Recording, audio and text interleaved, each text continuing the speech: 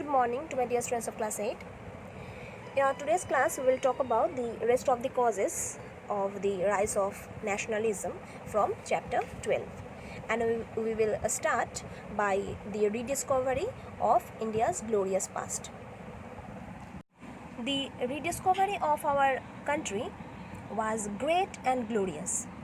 These discoveries were made by European scholars like William Jones, Alexander Cunningham, James Prinsep, and other Indologists who researched India's historical past and revealed its rich heritage.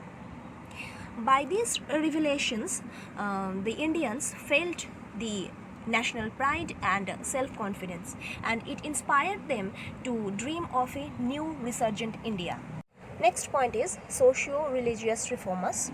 The task of rediscovery was carried on by some of the great socio-religious reformers like Raja Ram Mohan Roy, Swami Dayanand, Mahadev Govind Ranade, Swami Vivekananda and others.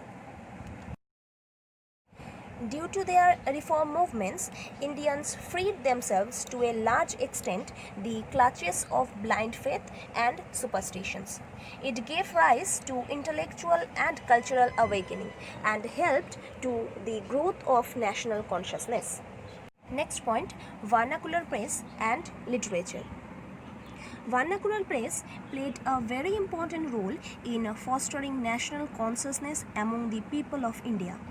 From the 60s and 70s of the 19th century, the native press criticized in strong terms the British government's wrong policies and differential treatments towards the Indians. The ideas of democracy and responsible government were popularized through the press. Thus, the press became a powerful medium to arouse the spirit of nationalism among the people. Then, the growth of national literature also inspired the spirit of nationalism among the people. A large number of literary men preached nationalism through their writings, poems, dramas, fictions, and essays.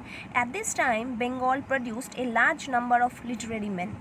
The writings of Ishwar Chandra Gupta, Bankim Chandra Chatterjee, Hemchandra Banerjee, and Rabindranath Tagore infused the spirit of nationalism among the masses. Now, let's talk about our next point, economic exploitation.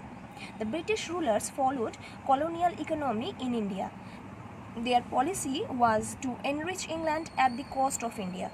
They had totally destroyed India's traditional economy. India was converted into a dumping ground for the industrial products of England. India was now to supply the raw materials for different industries, particularly textile industries of England. It became the market for British manufactured products. This colonial economy of the British government had ruined India economically. Industry was destroyed, artisans and craftsmen were thrown out of employment. So, the drain of India's wealth to Britain, the impoverishment of the masses, industrial decay, grinding poverty, frequent famines, and the indifference and apathy of the British government, all these factors contributed to the growth of nationalism. Our next point is racial arrogance and racial discrimination of the British rulers. All Indians, irrespective of their social, economic and political status, were considered to be an inferior and uncivilized race. They were looked down upon, treated with contempt and humiliated. The Indian middle class received Western education and legitimately expected to be appointed to high offices under the government. The Charter Act of 1833 declared that no native would be debarred from holding any office under the company by reason of religion, color, place of birth, etc. But it was not followed in practice. Then the Queen's Proclamation of 1858 also held a high hope of appointing Indians, irrespective of caste and creed, to responsible posts under the government. But this pledge was honored more in violation than in observance. So the educated Indians were extremely disappointed. For all these reasons, there was a great discontent among the educated Indians. Now, let's come to our next point, repressive policies of Lord Lytton. Lord Lytton's discriminatory policies caused great resentment among the educated Indians. Let's talk about the Vernacular Press Act. The Vernacular Press Act was passed by Lord Lytton in 1878. This act curbed the liberty of the Indian press. It deprived the people of their basic right to freedom of speech and expression. The whole country voiced a strong protest against this act.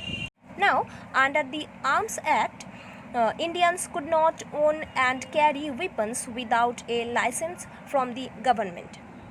This act did not apply to Europeans.